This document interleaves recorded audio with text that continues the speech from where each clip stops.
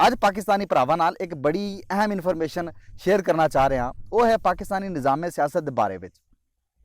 ਜਿਹੜੇ ਮੁਲਕ ਵਿੱਚ ਵੀ ਦੋਸਤੋ ਯਾਦ ਰੱਖ ਲਓ, ਜਿਹੜੇ ਮੁਲਕ ਵਿੱਚ ਵੀ ਟੂ ਪਾਰਲੀਮੈਂਟੇਰੀਅਨ ਸਿਸਟਮ ਹੈ, ਯਾਨੀ ਦੋ ਪਾਰਟੀ ਦਾ ਨਿਜ਼ਾਮ ਹੈ, ਔਰ ਉਸ ਮੁਲਕ ਵਿੱਚ ਸ਼ਰਅ ਖਾਨਦਗੀ ਦੀ ਕਮੀ ਹੋਵੇ ਤੇ ਉਹ ਮੁਲਕ ਹਮੇਸ਼ਾ ਦੋ ਟੁਕੜੇ ਹੋਣ ਦੇ ਖਤਰੇ ਤੋਂ ਦੋ ਚਾਰ ਰਹੇਗਾ।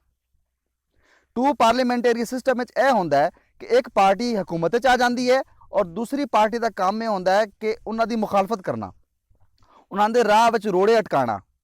ਅਗਰ ਉਹ ਕੋਈ ਸਹੀ ਫੈਸਲਾ ਕਰੇ ਤੇ ਇਹ ਦੂਸਰੀ ਆਪੋਜੀਸ਼ਨ ਵਾਲੀ ਪਾਰਟੀ ਉਹਨਾਂ ਦੀ ਮੁਖਾਲਫਤ ਕਰੇ। ਮਿਸਾਲ ਦੇ ਤੌਰ ਤੇ ਅਗਰ ਨੂਨ ਲੀਗ ਜਿੱਤ ਜਾਂਦੀ ਹੈ ਤੇ ਆਪੋਜੀਸ਼ਨ 'ਚ ਇਮਰਾਨ ਖਾਨ ਜਾਂਦਾ ਤੇ ਇਮਰਾਨ ਖਾਨ ਉਸ ਹੁਕੂਮਤ ਨੂੰ ਚੱਲਣ ਨਹੀਂ ਦੇਗਾ, ਉਹਦੇ ਵਾਸਤੇ ਮੁਸ਼ਕਲਾਤ ਪੈਦਾ ਕਰੇਗਾ।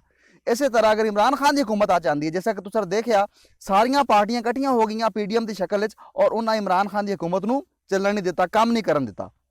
यानी बेसिकली ये निज़ाम ही खराब है टू पार्लीमेंटेरियन सिस्टम कि जिंदे विच तुसां दूसरी पार्टी को जब तक गद्दार साबित नहीं करोगे, मुल्क दुश्मन साबित नहीं करोगे, तुहानू इक़्तिदार नहीं मिलता। इसलिए इस निज़ाम में एक पार्टी हदूदो कयूद की तमाम सरहदां फलांग जाती है और मुल्क की भी परवाह नहीं करती। इनकी मिसाल आप अगर देखना चाहिए तो 1971 के जोड़ा हालात सन, जो पाकिस्तान दो टुकड़े होया, बांग्लादेश और पाकिस्तान अलग अलग होए, तो वो की हालात सन। बांग्लादेश मुजीबुर रहमान जित गया तो मगरबी पाकिस्तान भुट्टो जित गया।